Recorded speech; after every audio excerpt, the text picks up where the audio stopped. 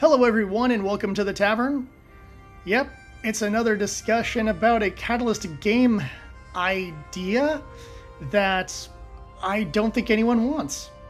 It is BattleTech Gothic, and to help me discuss this is my brother, because, well, he's a tabletop aficionado like me, and if you heard us talking about the Voltron game, then you know we can be both very opinionated when it comes to tabletop gaming. Yes, that is all true. And, man, I don't know why they made this. With a name like Gothic, you think it's going to be a fun, silly Warhammer knockoff? It's not. No, not at all. And here's the thing, if a name like Gothic, you also could have gone to, like, what the other meaning is, and this could have been, like, some Dark Ages kind of cool thing with maybe some wizards and some knights or something like that. There's fun ideas you could have gone with, and they chose to do none of those. They chose to do literally the worst ideas.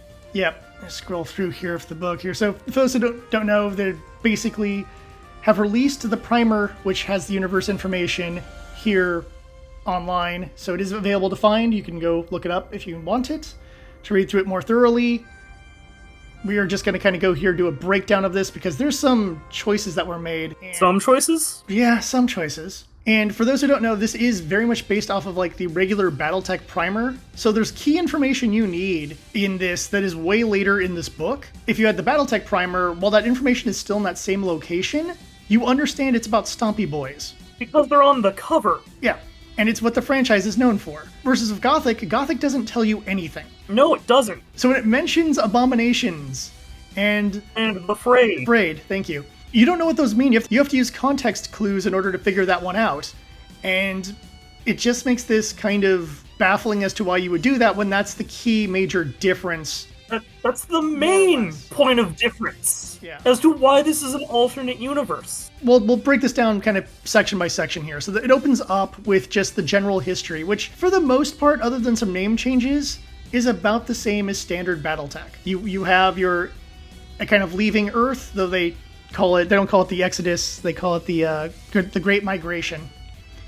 And that more or less, and the Terran Alliance, and the Terran Alliance getting kind of ripped apart and stuff like that, is all more or less the same. We then move in course into the Age of War, which they do put both those in the same section, but whatever. Which is just everyone murdering the hell out of each other. Then leading into the Starleague era, which is all still kind of about the same-ish, including the Ameris Civil War and the results of it, including Alexander Kerensky leaving with 1/3 of his troops, which I believe is significantly less than what he did in the original timeline. They also call it the Great Retirement. Which is, like, what? Retirement does not...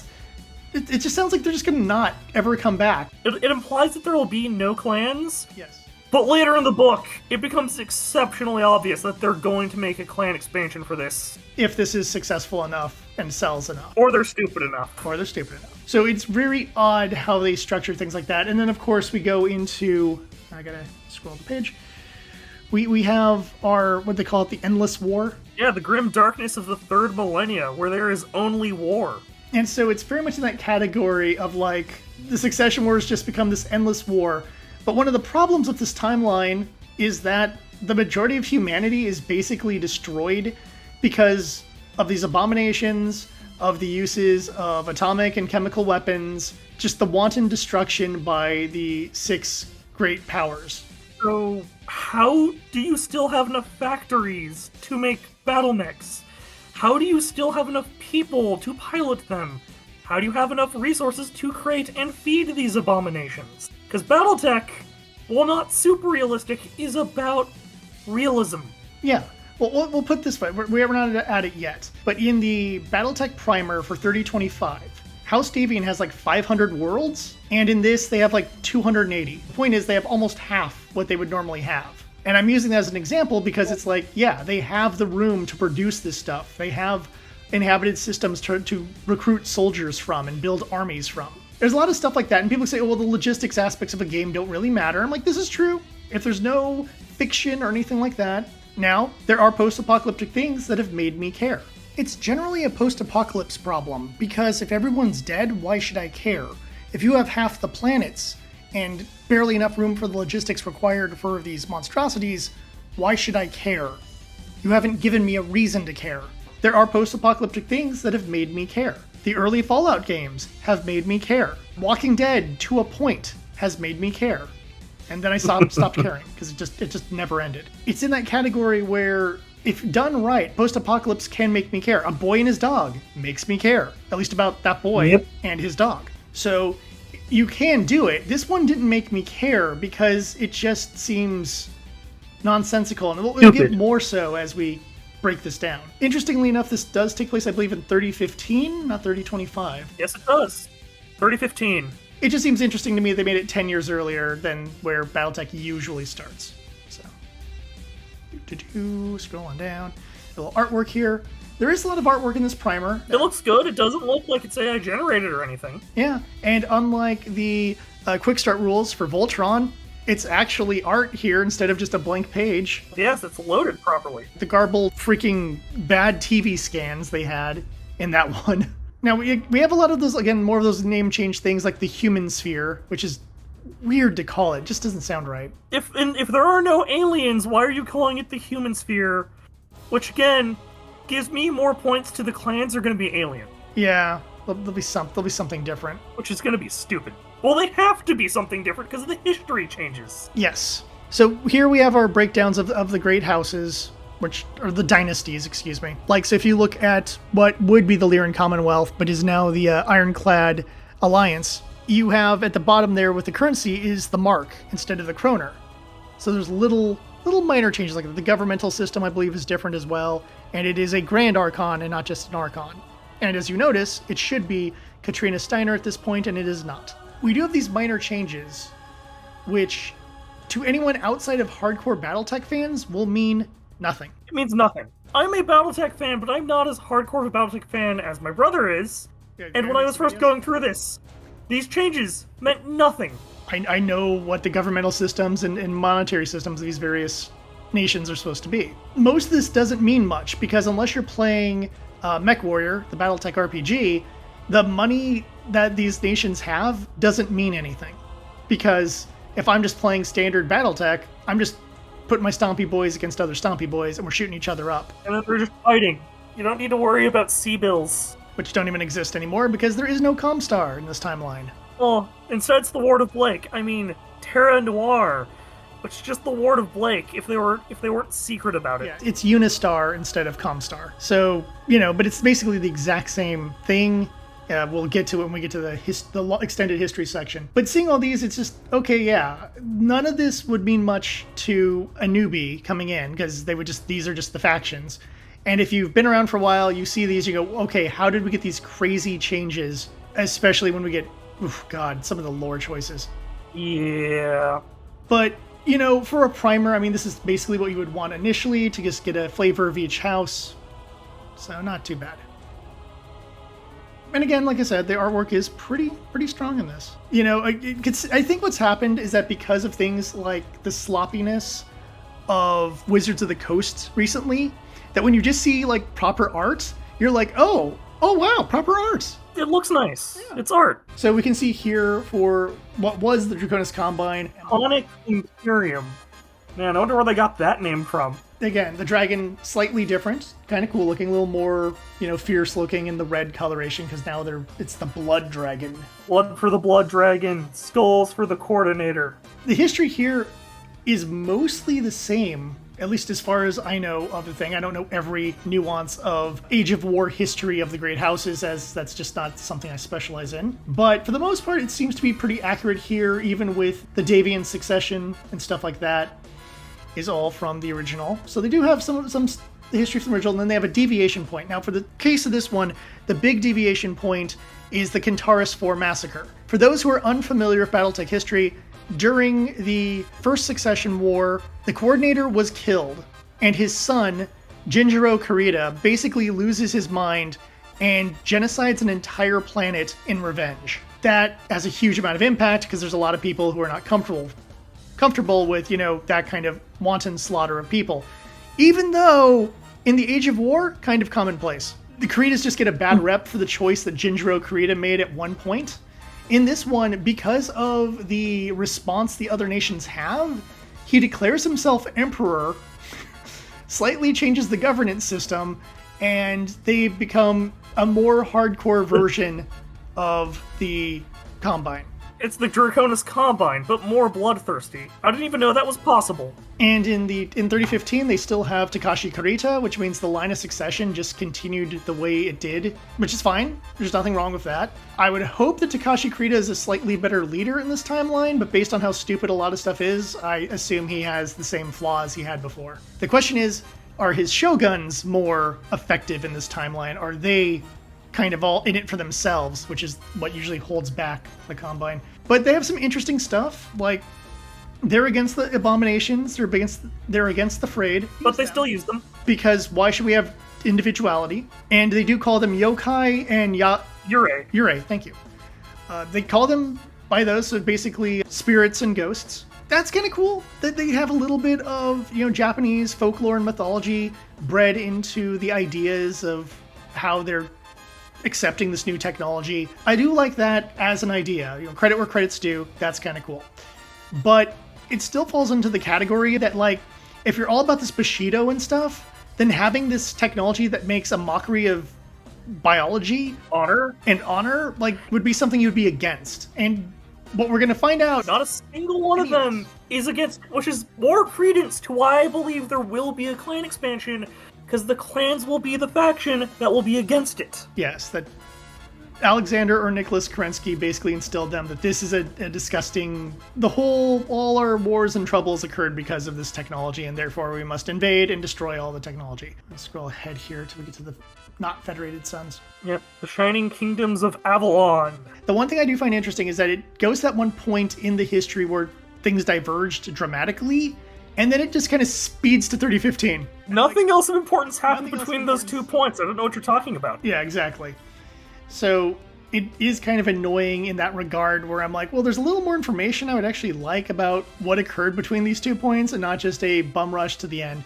Or how the point of divergence would actually affect and change how they would have come to a 3015 instead of just, this is the point of divergence and this is the final product. How do we get from one to the other? Yeah. Now, for the Combine, if they're just going to be more hardcore into Bushido, you could just see kind of the same events playing out. Initially, this isn't that bad of a thing, but as we get through some of these other dynasties, we're going to see that the choices made will drastically change the history of the nation. Like how the Davians are now just the Knights of the Round Table? Yes.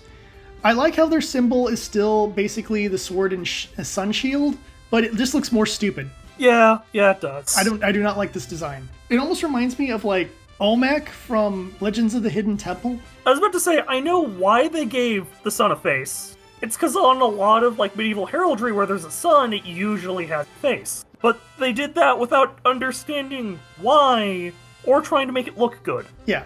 If this had a slightly different visual design to it, I'd probably be fine with it. But instead, it just had, like, silly face, and then still has the sword behind it. Excalibur-looking sword, which makes sense. So yes, the Shining Kingdoms of Avalon more or less follows the same kind of history as time progressed. Basically, their first major thing occurs closer to the Star League era, where they begin kind of obsessing over King Arthur and stuff like that. So their Arthurian and knighthood kind of stuff starts really earlier without any real kind of major prompting, as I recall. And then they get more hardcore when the Draconis Combine gets more violent, they get more reactionary. And so that kind of happens there. Overall, like I said, their history doesn't change much. It is 3015, so Ian Davian is in charge on the original timeline and remains in charge in this timeline. And that's fine. Honestly, there's not a lot changed here, but the way it is written like they are the moral supremacy of this time period. So you'd think that they wouldn't use those horrible genetic abominations, but they do. Or again, they could have been the one nation that says this is disgusting, it goes against God, it goes against like what honor and humanity is really supposed to be, and no, we still use it too. They're just hypocrites. Isn't everyone a hypocrite? Yeah, more or less. Well, we'll get to it as we go through some of these, because I think some are less hypocritical than others. But all this knighthood and chivalry, and we still have mutants and like giant monsters that can just devastate a world. So it is very much in that category as you kind of look over their stuff that not a huge amount of change here. They're very, very samey to what they were. Feels like there might be a little bit of a bias on the creator for a little Sons. Just a little, just a smidge. Sure, we won't see bias anywhere else. Yeah, we won't see negative bias for sure. There's obviously gonna be none of that. The Golden Unity, our new version, the Compelling Confederation. My personal favorites in original BattleTech. I do like the design of the emblem. It looks similar to the original, with a slightly more accurate sword. I do not hate the new symbol. It's probably the best part about what they did to the Capellans. Move forward basically the same as they did, and then they get attacked by abominations for the first time. And they're like, what? And then they go like, you know what? That's awesome. We want these. And then they go, you know what's even cooler? Modifying ourselves. With the Liao family just messing with their own DNA and then forcing it on other people, and eventually it just becomes part of their culture, and now it's just like normal to have like gene-spliced humans. In the lore book, it talks about how the Capellans are super unified and together, and the genetically modified humans and the pureblood humans are so entwined and interbred. There are genetically modified humans that are visually the same as regular humans, which is why I like to call them the Gene Stealer cult. Praise be to Maximilian Liao, the Four-Armed Emperor. Except he might actually have 4 arms, because of how genetically modified he is. They basically decided to make him a lizard person. I don't know if that's racist, but it feels racist. There are a lot of like reptilian traits that were given to Asian people during World War II, so I just... Another problem with them being called the Golden Unity and being so literally united as a people is that it does not make sense for the hyper-paranoia of Maximilian Liao. Why would you be worrying about assassins and spies and everyone constantly trying to kill you and steal your power if you're this grand, unified nation?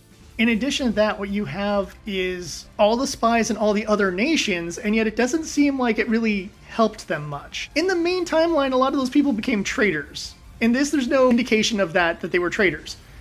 And also, if we're going to go to the same time period, Maximilian Liao is a moron and makes a lot of boneheaded decisions that cost him the Fourth Succession War. Yes. Also, it's really hard to be a spy when you're a genetically modified mutant. There's a lot of stuff like that that's really dumb. It's a weird choice for them to go this route. Like you said, the paranoia and stuff doesn't quite work when you're also 100% united. They're trying to fit the standard Capellan belief system and structure, and it just doesn't work. It's just not copacetic. It doesn't work, yes. One of these things is not like the other. One of these things doesn't belong. It just makes them kind of weird because it just doesn't feel like the direction that I would see the Capellans really going. And people can say, oh, but the Death Commandos used Myomir to like enhance their strength and stuff. Like, yeah, it's true. There's cyborgs, mechanically augmented humans to be more effective at death commandoing. And I love the Death Commandos, so... No, the Death Commandos are awesome. Also, they're called the Death Commandos, which is a great name.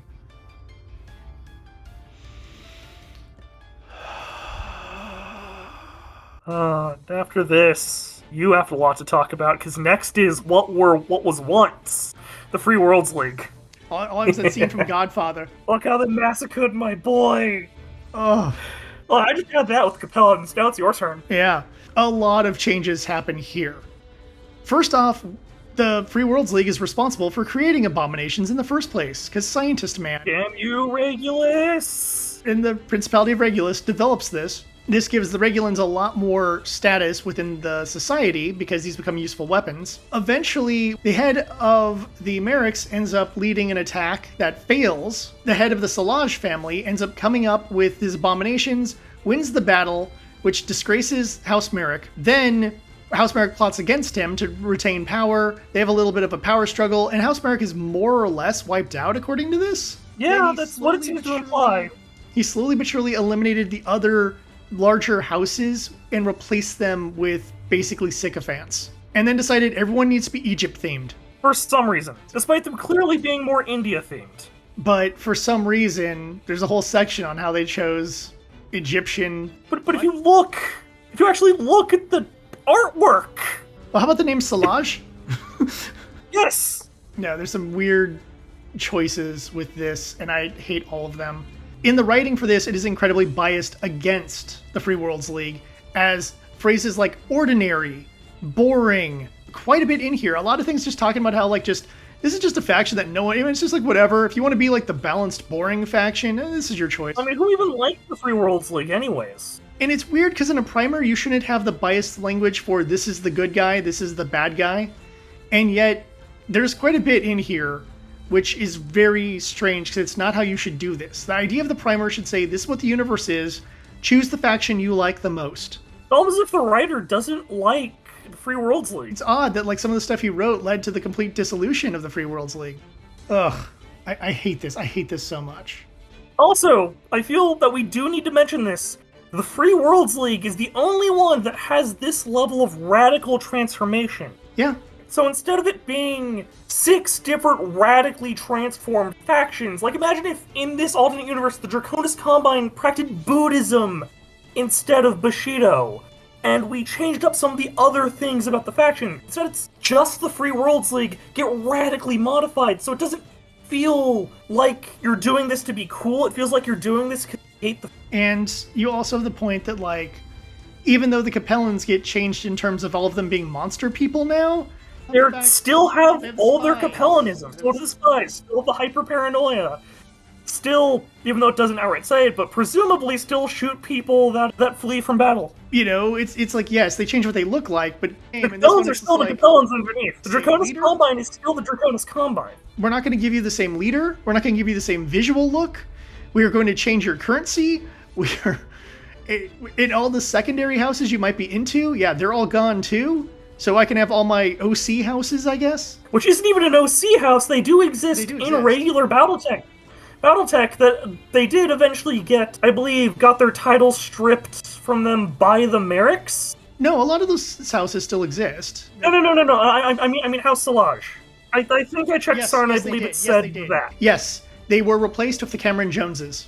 But this also means, like, if I'm into the Endurians, the Humphreys don't exist anymore, according to this. Or if you actually like the Cameron Joneses. Yeah. The Stewarts lost their status. Like, it's just, okay, cool. You just don't like this faction. And it's really apparent in how it is written, and it's really weird. And I'm like, do you think that the Free Worlds League is boring? Because they have one of the most interesting histories of any of the great houses, in my opinion. And I know I'm biased because it's my favorite faction, but if you go through, like, the Davian history, it's very milquetoast. If you go through the Draconis Combine, like, it's very just simple samurai honor, samurai honor, samurai honor. You go through Free Worlds League, you have different types of leaders, you have different kinds of political alliances within the group. It's not just a bunch of bureaucracy and nothing gets done. There's a whole load of other stuff going on. And then if you want to move past 3025 in towards, like, the clan invasion era with what occurs with Thomas Merrick and Thomas Merrick's backstory, or the Endurian secession, or any number of other things that have occurred. Operation Guerrero, which then leads to the Chaos March, which is one of my favorite regions in all of BattleTech. It's just in that category of, none of this stuff could happen anymore because we just don't even have that line. We don't have any of their stories. There was no second Merrick Civil War. And the first Merrick Civil War occurred completely differently, and it's just, sure, whatever.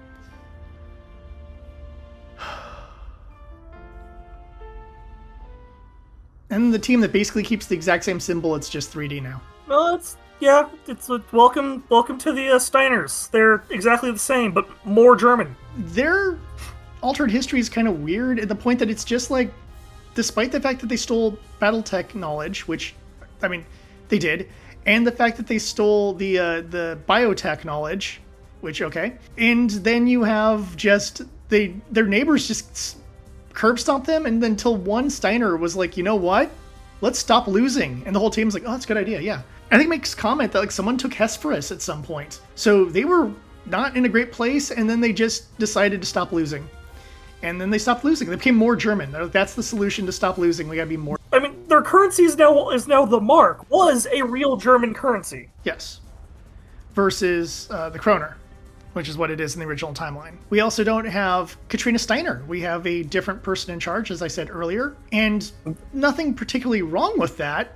It seems odd to me, and one of the reasons is because in this altered timeline, the other smaller houses all kind of teamed together to kind of rebuild the leadership a little bit after some infighting. The secondary houses have all seemed to have gained a lot more power in this timeline, which limits what the Steiners are capable of doing, and thus we don't have a full Steiner dynasty anymore.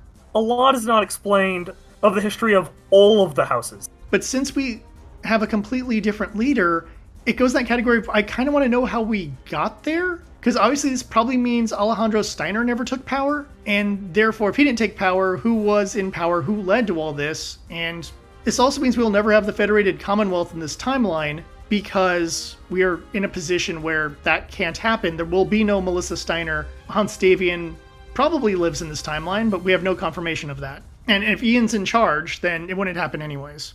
Next, we have everyone's favorite Unistar. So the basic core change in this one, also I like the slightly modified Comstar symbol, but in this one, Jerome Blake was proactive. That's the key major difference in their history. And he convinced several people who would be important members of Kerensky's Exodus to stay. The founder of Clan Jade Falcon is one of those people, which means Jade Falcon is either completely changed or doesn't exist. Or they won't realize that, and when the clans come out, there'll still be a Jade Falcon. That's kind of about it. Otherwise, they're still very techno-culty. It's just Comstar if the Ward of Blake was completely in control. Also going to say it right now, I do like this King Crab art. It looks really cool. And I like the King Crab just in general as a mecha. King Crab's just a cool unit. That's kind of the only real difference. It feels like they should be one of the factions. It's like we are against this biological technology, and they are. They are against it, but they still use it, because why have a faction be different? Yeah, so every faction is essentially the same. We've gone through all 6. All of them more or less use the same stuff, which I've generally used to call the BattleTech problem, which is that the fact that as a person who loves anime, and a person specifically who loves giant robot anime, the different factions almost always have completely different looking robots. It's done to see who's fighting who. And if for selling toys and stuff, it works a little bit better as well. And so BattleTech never had that. Yes, there are mechs that are more associated with certain houses, like the Commando with the Lyran Commonwealth, and the Zeus for the Lyran Commonwealth, the Jenner and the Dragon for the Draconis Combine, and for Federated Commonwealth, you have the beloved Axeman.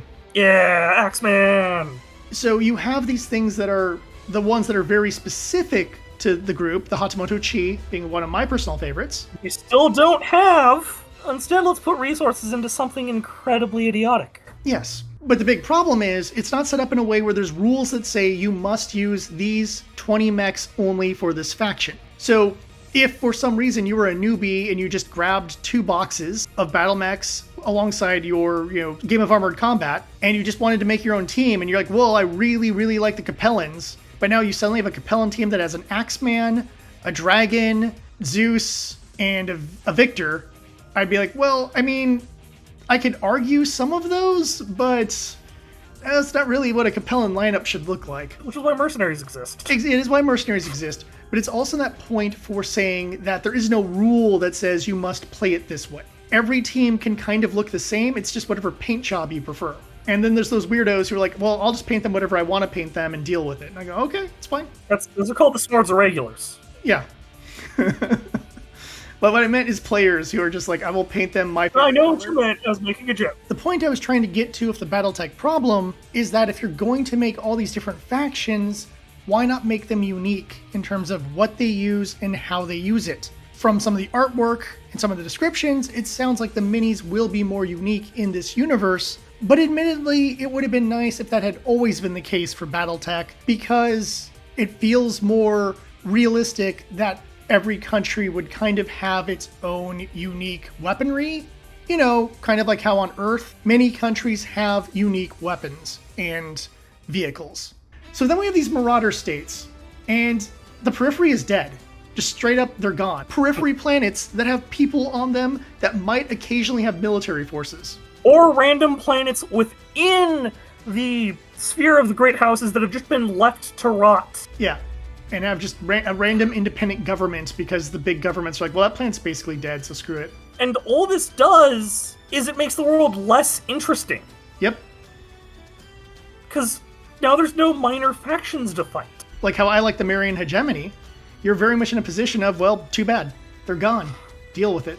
So all our factions are very samey, and then you're going into the fact that, the weird people of the periphery are just gone. Speaking of things that are essentially gone, mercenaries. I mean, privateers. Now, I want to point out, the person who worked on this did a lot of work on the Word of Blake era and the Dark Age, where guess what? We lost a lot of mercenaries. That's what they did here. They're like, oh, well, they're mostly just independent contractors, and There are no major mercenary organizations. They can't really get the resources or the money to do it. So if you're a fan of the Grey Death, they don't exist. Iridani Lighthorse don't exist. The Kellhounds, if you're one of the 3 people that likes the Kellhounds. Yep. Or McKieran's Armored Cavalry. All these guys are gone.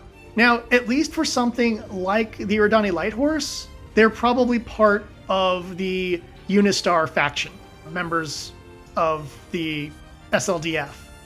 So I would assume if those people had analogs in this timeline, they would just stick around with Blake and stuff, instead of becoming mercenaries. So there is some excuse for that, but there's also a lot of groups that they just don't exist. I don't know what the condition is of Northwind, so maybe there are no Northwind Highlanders. Who knows? The Kells are probably around, maybe. I mean, the Allards are around. They are referenced, though how the Allards became one of the core warrior houses is not cleared, and what happened to the Sandovals is not clear, but apparently at one point they usurped or replaced them. Because again, when you're skipping 200 and some years of history, it kind of screws things up when you're trying to figure out what is the current status quo and how did we get here, especially if you're a fan of specific factions. So I'm sorry, all you mercenary and periphery players, those don't really exist in this time period. So here's the BattleTech and Mech Warrior kind of thing here, and this is essentially the same as it is in the standard book. A lot of this has been copy-pasted with find and replace specific names and slight alterations to events. A lot of this is copied from something else. So the workload on this was limited, other than the parts that had extreme changes for reasons. And not much else I can really say on the mech side of things. I mean, if you play BattleTech, you understand what the mechs are. I don't have to explain what mechs are. And now we get into the abominations, which should have been front and center, because that's the main big change. This explains the words, it explains kind of how it works, and how they graft things in with these weird parasites. And that would have been really cool to have that information when I was reading the histories. Literally, the last article after this is just pictures of 5 different colored atlases. Yeah. And even in here, they don't really tell you much about them other than they exist. Then they exist, some of their purposes, a little about handling, and a little about the Frayed, who are humans that have undergone the gene editing, the grafting. Here's the thing that gets to me, and this bothers me with the current Jurassic World movies. Anyone who's seen any of the more modern movies in that franchise, they're all like, the military wants dinosaurs to fight wars. That would be cool. It would be cool, like, in a weird alternate timeline where guns didn't exist, but less cool in a timeline where a squad of soldiers with SMGs and assault rifles probably could take a group of raptors like it's a joke. Yeah, but imagine this. World War I, trench warfare, dinosaur. That would be an awesome what-if story, but we're in not that time period. The thing that gets me with this is they talk about how the creatures have basically the intelligence equivalent of a dog or a chimpanzee. So they're trained, yes, given like various commands to do stuff, and even a failsafe in case they don't behave. Okay, that's great. But you know what? There's a reason why we don't train lions to fight wars. We don't train like gorillas or bears or sharks. Well, we don't even train chimpanzees. It's because in order for something to be domesticatable, it has to be docile enough for us to control it. The reason why we have all the domesticated species we will ever have on this planet, because they were docile enough for us to be able to control. Yeah. And so it's always my thing of, again, the dinosaurs falls in this category. So how do you train a T-Rex to go and assault a pillbox? You don't. And that's the problem here, is how do you train whatever kind of weird monstrosity you've created to attack a pillbox? Even if they do have, like, the intelligence of a dog, they're stronger, tougher, and significantly bigger than you. And very violent. These would not be able to be domesticated. These would barely be able to be trained. And so if this was just some invasive species, or these were the pets of some aliens that used psychic power to control them or something. Sort of cool alien invasion story. They're human-created animals that there's just no way they would be able to obey you. Their excuse for mass production is, they use cloning. And they'd be a huge resource drain. But it's in that category for me where I'm like, this is stupid because you can't even justify this in lore as something that would be a good idea. This is a similar enough example that no one will know what it is. There was a toy line and animated series in the 80s called Dino Riders. And in Dino Riders, you had 2 different factions. And one is the bad guy faction, the good guy faction. And the bad guys put little mechanical things on top of the head of the dinosaurs called a brain box that forces the dinosaur to obey their commands. And that's how they force the dinosaurs to do what they want them to do in the battles. The good guy faction uses their psychic powers to communicate with the dinosaurs and befriend them so that the dinosaurs want to help them in the battle and want to save the other, members of their species that are being mind controlled. In this, we have neither of those. It seems to be implied that they are training these animals much like how you train a horse or a dog through the use of treats and, positive reinforcement and occasionally punishment. And one of the plot points they use in the Dino Riders cartoon, just to get back to that real quick, is the bad guys like to destroy the resources of the good guys. Why? Because they have to feed all these dinosaurs. And the good guys do have several herbivores in their group, which requires a crap ton of farming in order to provide them with the food necessary to keep them alive. Versus the bad guys have a lot of predators, so they just feed other dinosaurs to their dinosaurs. And remember what we said near the beginning of this, in this timeline, a large chunk of planets are just dust, and the vast majority of humanity is dead. So the resources to feed and maintain these animals is incredibly... I don't know how they do it. At least with robots, they're robots. All you need to do is mine more metal or other materials. And robots can be repaired. Yes, it does seem to imply that the abominations can be healed, but they will never be as combat effective. Yeah, just like a human. If a human has to get a synthetic leg, they're not going to be quite the same as having a proper flesh leg. The thing we're trying to get to here is we're trying to think about this in a realistic way. Which is what BattleTech is supposed to be. It's supposed to be very much. It's what they tried to achieve. You can't. You can't justify it because of how many planets have been devastated and how much resources would be required to maintain these armies and stuff. And it's just...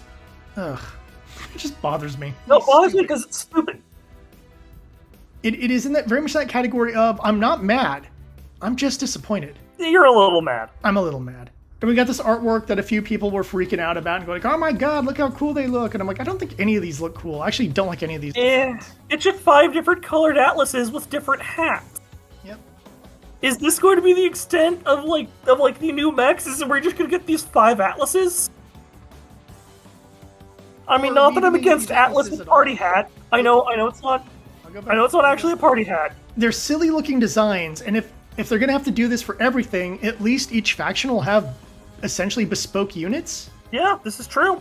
Which would be something new for BattleTech, but that's also a lot of resources you're going to have to put into producing, 6 different faction-specific packs. Oh, I'm assuming the War to Blake, you're just going to use the regular Atlas. They aren't going to be that creative. You're going to need to release more and more mini packs because of this, when our main series is still missing a whole load of minis. Something they could do. Something that is truly, truly evil, and something Games Workshop would do. Put the minis of the mechs that we are missing in the boxes for BattleTech Gothic. Yes, which would be a massive dick move, but... It's something Games Workshop will do, but I do not believe Catalyst is evil or competent enough to do something. Agreed. Now, speaking of Games Workshop, a lot of people have been saying, oh, this is the plan to try to get Warhammer people into BattleTech. Warhammer people are already getting into BattleTech. As Games Workshop has gotten more and more greedy and aggressive, a lot of Warhammer people have been moving to other miniature war games, one of which being BattleTech. I myself am a Warhammer fan, in case that hasn't been extremely obvious. But this is not Warhammer. There's some trappings, the Endless War, the weird Gene Stealer. Those are some Warhammer, just salt. It's trappings of. But this is. Gothic doesn't even work in this context. In addition to that, one of the things that makes Warhammer work really well, not only for Games Workshop in terms of making money, but in terms of just for fandom. Every faction is different. Yes, they're all unique. They all have their own unique minis. If I am a Tyranid player and you buy me a pack of orcs, I either have to start an orc army or I gotta sell that to someone else because I have my Tyranids. Orcs can't be part of my Tyranid army. They can't. There's only one sub-faction that can join other armies. Those are Imperial Knights, which can only be part of other Imperium of Man armies. And Chaos Knights can only be part of other Chaos armies. But other than those 2 factions, there is no overlap. And that works really well for being able to making money and being able to allow a player to say, oh man, I love the designs of insert team, and that becomes your team. That's what I did with Necrons. I like my cool ancient Egyptian undead space robots. And so this doesn't even have that. So you can't appeal on that level, which I think is a core component of Warhammer. I have a friend who does have an orc army, and his orcs are awesome. Orcs are so super cool. It has a bigger pull than any of these Atlas designs, first off. It's one of those things where if I was also an orc player, you know, it's just like I can take pride in the cool, weird designs, the units I've chosen, why I've chosen them, and how I've built my team. And so you're not appealing to that. But something did occur to me. I do want to say one thing before we get to that. Okay, do it. Is that if you really are looking for another grimdark miniature war game, BattleTech Gothic is not grimdark. It is not what you are looking for. Go play Trench Crusade. I just felt like I needed to plug Trench Crusade as a significantly better alternative to BattleTech Gothic. Regular BattleTech is a significantly better alternative for BattleTech Gothic. Agreed. So here's what I figured out. You have augmented people. You got cyborgs and weird genetic mutation stuff. This is supposed to appeal to Shadowrun people. Yes. As soon as you hear that, anyone who is a BattleTech fan will look at this and go, oh, you're right. There's so much in here that feels very much trying to poke those Shadowrun people and be like, hey, don't you want to buy some Stompy Boys? Hey. Well, you're not into BattleTech? Well, what if we made BattleTech Gothic? Yeah, that'll get people into it. And they did try a BattleTech Shadowrun crossover some time ago, so I think this is the more subversive way of doing it. By trying to use the trappings of Warhammer to trick people. Yes. Look how we can make it grimdark and add weird techno stuff and monster people and giant kaijus. And the thing is, you're not going to pull many BattleTech people away from the regular game. Because why? You know, especially when you've really changed the faction so drastically. The one faction so drastically. Yeah, one faction so drastically, but a couple others have been modified in weird ways. You also have the fact that we have our game. We're good. You don't need an alternate universe. Especially an alternate universe that if you're a Periphery player, mercenary player, you're out of luck. And if you're a Free Worlds League player, also out of luck. Well, no, I can...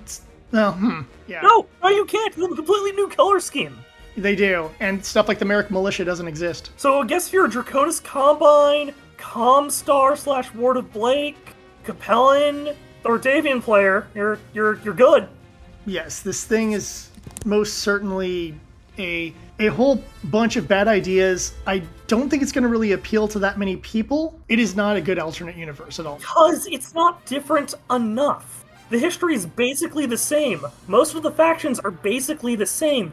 They didn't go unique or weird enough. What if Kerensky became the First Lord? That'd be a good alternate universe. What if, like I suggested, we flip every single faction on its head? Where now the Liaos are like hyper compassionate and giving, and the Draconis Combine are pacifists that practice Buddhism instead of Bushido. There's ways you could have made this very interesting, and they chose none of those options. Frankly, this is probably going to fail as a product. I hope it does. People are like, oh, well, this is clearly the... It feels like it's an April Fool's joke. But everything that's been coming out since seems to very much imply this is a real product. It's just, this is a waste of resources and time for an incredibly niche product in a fandom that's already kind of niche to begin with. When we still are missing popular miniatures, and people still haven't gotten their Kickstarter stuff. Yes. And I think the only reason I did is because I was at company level. And if I had been regimental or larger, I feel like I'd be waiting for it, or maybe I would have gotten like half of it or something. But why should we take care of the people that already gave us money when we could make a product that people might give us money for? And since that Kickstarter, they did the Voltron Kickstarter, and they did the Frostpunk Kickstarter as well. So yeah, they're still just pumping out stuff without even taking care of their actual customers, which is just a disgusting business practice. They're a multi-million-dollar company. How can they be this? If they were at least evil like Games Workshop, I could excuse it, but they aren't. So yes, that's the basic breakdown of this. If you were curious about it, if you want to know more and you want to disappoint yourself further, go find the primer. It is available online. You shouldn't. You really shouldn't. You shouldn't at all. Other than that, thank you for watching. Let me know in the comments what you think about this product, and if you're interested in buying it. Maybe we'll be lucky and this is just some sort of elaborate April Fool's prank that we're all falling for. But if this is a real product, I get the feeling we're going to see certain YouTubers coming out with videos about how this is the greatest product ever. It really shouldn't, though. They shouldn't, but they will. We know who the shills are. Anyhow, until next time, thank you for watching. Please like and subscribe. And remember, I'll see you at the tavern. At the tavern. Close enough.